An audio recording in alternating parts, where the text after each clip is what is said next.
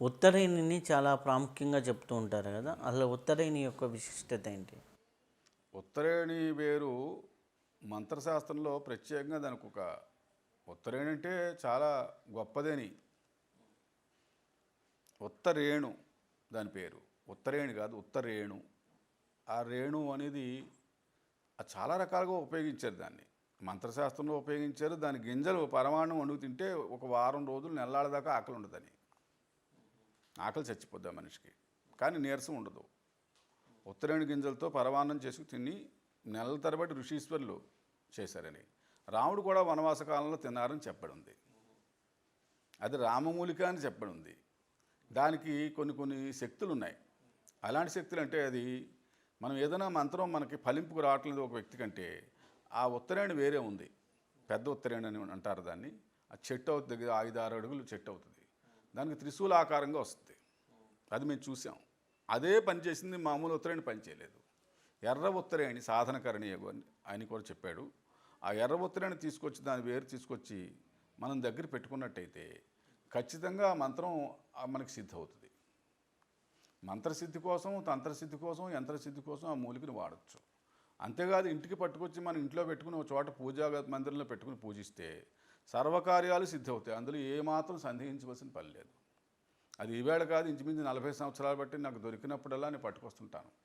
చాలా అరుదుగా దొరుకుతుంది, కానీ మధ్యప్రదేశ్ అడవుల్లో బాగా ఎక్కువ ఉందని ఈ మధ్యన నేను విన్నాను.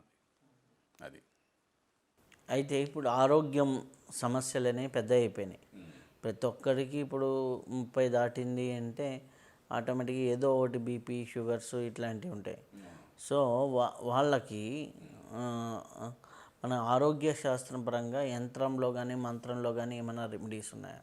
ఆరోగ్యంలో చాలా విషయాలు ఉన్నాయి. మనం మందు రూపేణ చెప్పవలసినవి కూడా కొన్ని ఉన్నాయి. ఇప్పుడు టైం సరిపోవచ్చు మనకి. ఒక మెళుకు చెప్తాను నేను. రోజు వాళ్ళకి నరాల నొప్పులు ఉన్నాయి, మోకాళ్ళ నొప్పులు ఉన్నాయి, కీళ్ళ నొప్పులు ఉన్నాయి, కాళ్ళ నొప్పులు ఉన్నాయి, జుట్టు రాలిపోతుంది, డాండ్రఫ్ వస్తుంది, కళ్ళు సరిగా లేవు, చెవు సరిగా లేదు, ముక్కు సరిగా, ఇలాగా ఇంచుమించు 400-500 రోగాలకి బొడ్లో నువ్వుల నూనె వేసినట్టయితే అవన్నీ నిర్మూలన అవుతాయి. ఎంత జాగ్రత్తగా పోతాయంటే భరించలేని రోగాలు వాడు జీవితంలో. చాలా పెద్ద పెద్ద హాస్పిటల్ తిరిగి వచ్చిన వాళ్ళకి మేము ఎప్పటి నుంచో 40 సంవత్సరాలు బట్టి చికిత్స మా దగ్గర ఉంది. బొడ్లో నువ్వుల నూనె వేసినట్టయితే ఒక వారం ఒక ఫలితం వస్తుంది. బొడ్లో ఆముదం, మంచి ఆముదం, వంట ఆముదం పట్టుకొచ్చి ఓ 4-5 చుక్కలు రోజు 3 పూట్లా కూడా వేసుకోవచ్చు. కొంతమంది ఒక పూట అంటారు, ఒక పూట కాదు, 3 పూట్లా కూడా వేసుకోవచ్చు. మీరు వేసిన కొన్ని క్షణాల్లో మాయమైపోద్ది, నూనె ఉండదండి అక్కడ. అద్భుతమైన ఫలితం వస్తుంది. ఆముదం వేస్తే ఆముదం వేస్తే ఫలితం ఏమొస్తుందంటే నాజుగ్గా తయారవుతాడు మనిషి. ముఖంలో వర్చస్సు పెరుగుతుంది, మాట తీరు బాగుంటుంది, గొంతు బాగుంటుంది, జాయింట్ నొప్పులు రావు, కళ్ళు ఫ్రెష్గా కనపడతాయి, చర్మ రోగాలు రావు. ఇలాంటి అమోఘమైన విషయాలు ఆముదం వల్ల. తర్వాత ఆవాల నూనె, అదే స్థానం మానేసి మీరు ఆవాల నూనె వేయడం మొదలుపెట్టండి. మీకు గ్యాస్ట్రిక్ ట్రబుల్ అనేది ఎప్పటికీ రాదు. కడుపు ఉబ్బరం ఉండదు, ఆకలి అగ్నిమాంద్యం ఉండదు, కడుపు నుండి గొంతు దాకా పెరిగి గ్యాస్, అది ఊర్ధ్వవాతం అంటారు, ఊర్ధ్వవాయువు. ఊర్ధ్వవాయువు పెరగడం అనేది ఒక రోగం. దానివల్ల మనిషి ప్రాణానికి కూడా ప్రమాదం రావచ్చు. అలాంటి ఊర్ధ్వవాయువు మచ్చ లేకుండా పోద్ది ఆవాల నూనె బొడ్లో వేయడం వల్ల. ఏదో ఒక వారం వేస్తే, ఒక వారం ఆవాల నూనె అండి, ఓ వారం ఆముదం, ఓ వారం ఏమో నువ్వుల నూనె, ఓ వారం ఏం చేయాలి, వేప నూనె వేయాలి. వేప నూనె వేసినట్లయితే చాలామందికి ఎన్ని ప్రయత్నాలు చేసినా, కొంతమంది వాడతాడు ఎల్బెంజోల్ 400, అలాగే ఇంగ్లీష్ మెడిసిన్స్ ఉన్నాయి, నులి పురుగులు చావు. చాలామందికి చాలా యాతన పెడతాయి. అది బొడ్డు చుట్టూరు కూడా ఉంటాయి పురుగులు. అయ్యి ఒక్కోసారి ఆ క్రిమి సంచి పుట్టుకుంటుంది, అది పోదండి కొంతమందికి. అది మందులు వాడినా సరే తాత్కాలికంగా రిమూవ్ అవుతుంది, తర్వాత మళ్ళీ మామూలుగా తయారైపోతాయి. ఏదో బజార్లో వస్తువులు తినడం వల్ల, ఇంకో దానివల్ల, నూనె వల్ల, ఇంకోటో అనారోగ్య కారణాలు అనుకోండి. కొంతమందిలో క్రిమి తయారవడం అనేది ఒక రోగం ఉంటుంది, క్రిమి రోగం అని. అది తగ్గిపోద్ది. అలాగే ఇంకా బాదం నూనె వేసినట్టయితే ఆ మనిషికి చర్మం పగుళ్ళు రావడం, లేదా చర్మాలు విడిపోవడం కొంతమందికి, లేదా స్ఫోటకం లాంటి రోగాలు, గజ్జి, తామర, చిడుము ఇలాంటివి కొన్ని కొన్ని రోగాలు వస్తాయి. అవి రాకుండా బాదం నూనె కాపాడుతుంది. ఇలాగ మనం ఆయిల్స్ మార్చుకుంటూ నెయ్యి, మంచి నెంబర్ 1 నెయ్యి వేసారనుకోండి, అది కూడా ఉపయోగపడుతుంది. నెయ్యి దేనికి? నెయ్యి కూడా అది లోపల ఒక రకమైన అనేక రకాల లోపల మలినాలు ఉంటాయి. బొడ్డే కేంద్రం. మొత్తం 9 ఎన్ని కోట్ల నాళ్ళు చెప్తున్నారు? 67 కోట్ల నాళ్ళు మనకి. 9 కోట్ల నాళ్ళు. ఆ 9 కోట్ల నాళ్ళకి జాయింట్ బొడ్డు, తల. మీ కడుపులో ఏదైనా రోగం వస్తే మీకు తల కుదురుండదు. కడుపులో ఏదైనా గడబిడగా ఉందనుకోండి, మైండ్ కుదురుండదు. ఆడికి చాలా యాతన పడతాడు. అది సైకలాజికల్గా డిస్టర్బెన్స్ చూపెట్టేది ఈ కడుపు వల్లే. ఈ కడుపులో తమాం రోగాలు మాకు తెలిసి మనిషి సుఖంగా బతకొచ్చండి అవి ఒక్క చిట్కా పాటించగలిగితే. అలాగే ముద్ర, ఈ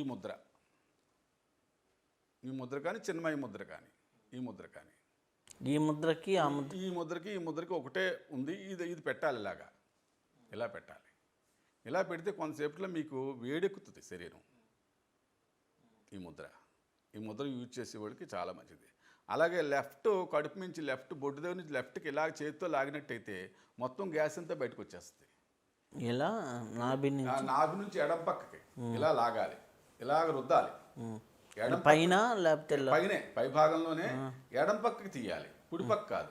ఎడం పక్క నుండి ఇలా 4 వేలతో ఇలా కొంతసేపు అన్నారనుకోండి, నిమిషాల్లో మొత్తం గ్యాస్ అంతా బయటకు వచ్చేస్తుంది. అది మహర్షులు చెప్పింది.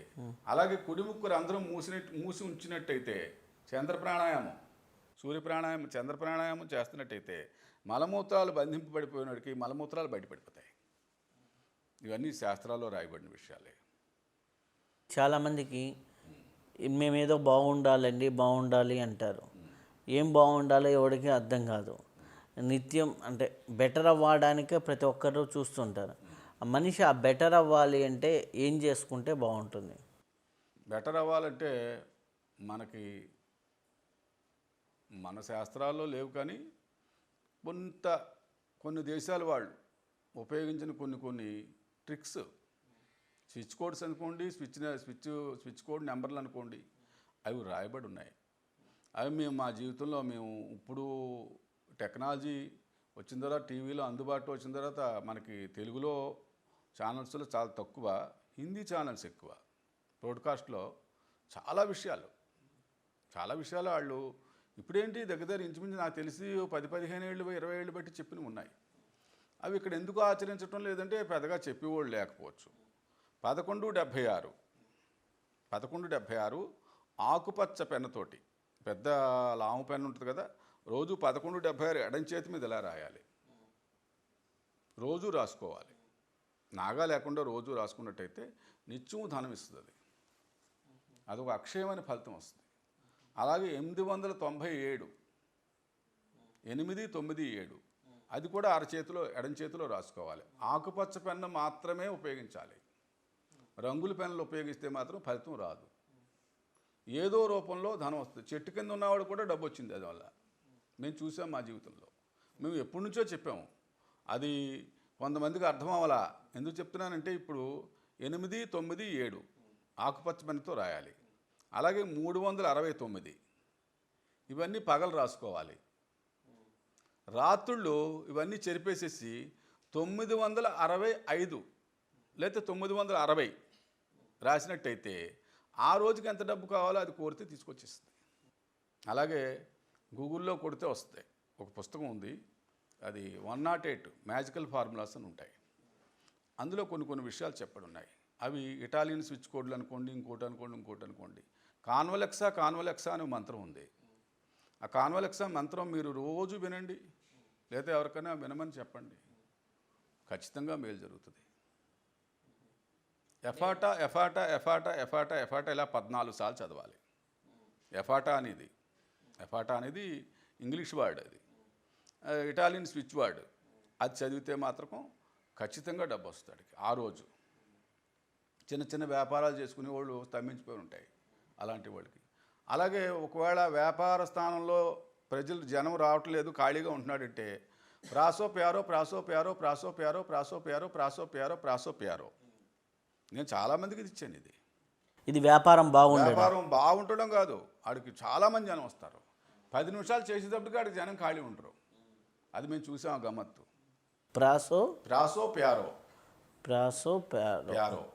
అలాగే ఆరోగ్యం బాగోవటం లేదు, అశ్విన అశ్విన అశ్విన అశ్విన అశ్విన అని చదివితే చాలు, కొద్దిసేపట్లో అతనికి ఆరోగ్యం స్థిమితం అవుతుంది, కొద్ది రోజుల్లో ఆరోగ్యం చక్కబడుతుంది. అలాగే ఇంకా బాగుండాలి టెక్లీ లూయియా, టెక్లీ లూయియా అది చదివినట్టయితే విస్తారంగా డబ్బు వస్తుంది. కానీ డబ్బు రావడానికి చెప్పబడిన మార్గాలే, నేను చెప్పటం లేదు, టీవీలోనూ వీడియోలోనూ చెప్తున్నారు. ఇవి మేము ఎప్పటి నుంచి ఆచరించి చాలామందికి నేను చెప్పాను. పట్టుకెళ్ళిన వాళ్ళు కూడా బాగుంది, వాళ్ళు బాగుందని మళ్ళీ వెనక్కి వచ్చి చెప్పారు మనకి.